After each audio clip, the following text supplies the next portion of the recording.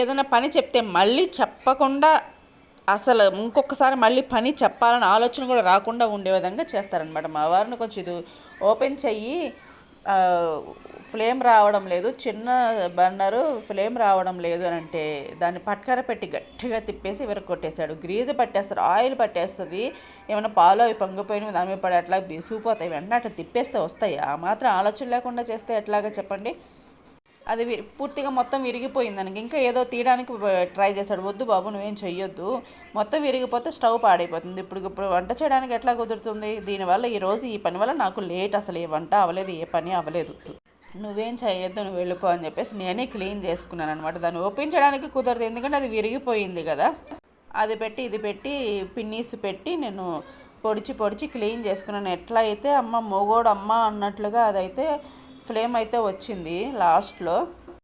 మనం ఏదైనా పని చెప్పాము అనుకోండి, అసలు మళ్ళీ చెప్పకుండా చేస్తారు చూడండి. పైగా అమ్మో రోషాలకి పౌరుషాలకి ఏమీ తక్కువ ఉండదు అసలు. అమ్మో మనం భరించలేం కూడా, అట్లాగా బిహేవ్ చేస్తారండి. మీ ఇంట్లో కూడా ఇట్లాంటి వాళ్ళు ఉంటే రండి కామెంట్ బాక్స్లో మాట్లాడుకుందాము. ఎట్లయితే లాస్ట్కి ఫ్లేమ్ అయితే ఆన్ అయ్యింది.